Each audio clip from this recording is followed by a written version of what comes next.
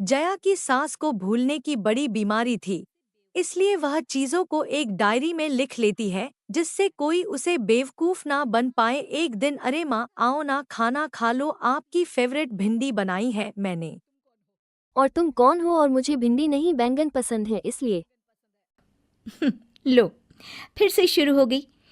इनको याद दिलाने के चक्कर में कहीं मेरी याददाश्त ना चली जाए। अरे मैं बदकिस्मती से आपकी बहू हूँ और आपके खाने का वक्त हो गया है। ये कहकर वो उसे अपनी शादी की फोटो पकड़ा देती है।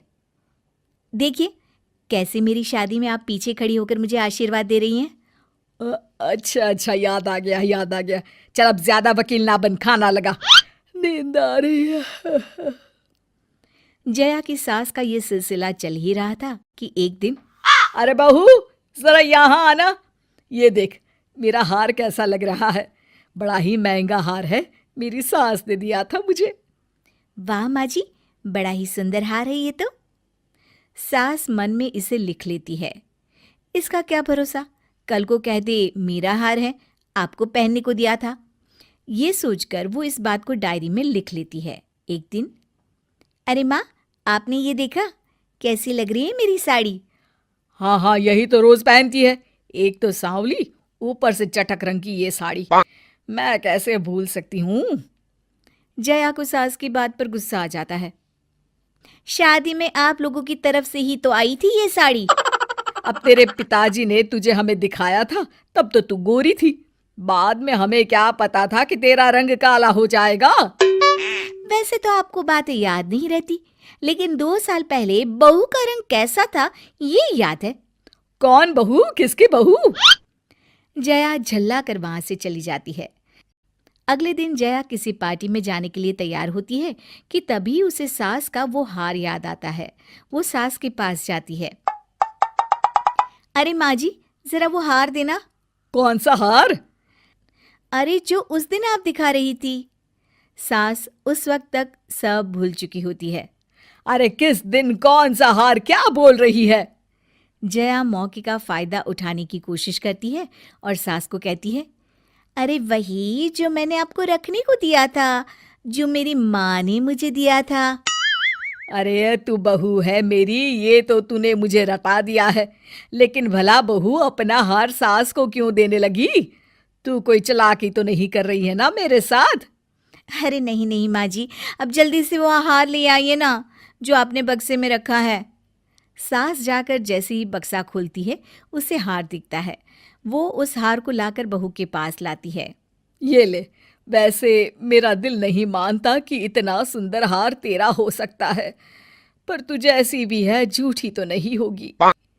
जया सास के हाथ से हार छीनते हुए कहती है, अरे मैं और झूठी ना माँ जी ना, मेरी तो 4 पुश्तों में से किसी ने भी कभी झूठ बोला ही नहीं। ये बोलकर जया हार पहनकर वहां से चली जाती है, लेकिन सास को बहू पर बिल्कुल भी भरोसा नहीं होता और वो जया के जाने के बाद डायरी देखती है जिसमें साफ लिखा होता है कि हार जया का नहीं है। अब क्या था, सास गुस्से से आग बबूला हो जाती है और जया के वापस आने का इंतजार करती है, लेकिन जब जया वापस आती है तब तक सास एक बार फिर सब भूल चुकी होती है।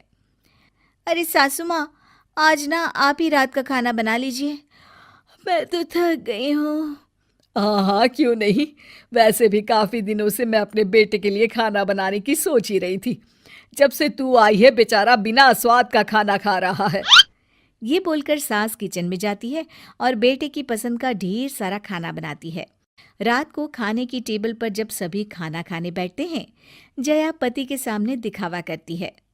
हाय रे, आज तो मैं थकी गई, कमर ही टूट गई मेरी, घर का इतना सारा काम और फिर। अरे जया, आज तो तुमने कमाल ही कर दिया, इतना सारा खाना और वो भी मेरी पसंद का। पहली बार शादी के बाद मैं इतना अच्छा खाना घर में खा रहा हूँ। तुमने बनाया है ये खाना? अरे और क्या, आज का सारा खाना मैंने ही बनाया है, देखिए ना कितनी थक गई हूँ मैं। सास को भी कुछ याद नहीं होता कि खाना उसने खुद बनाया है।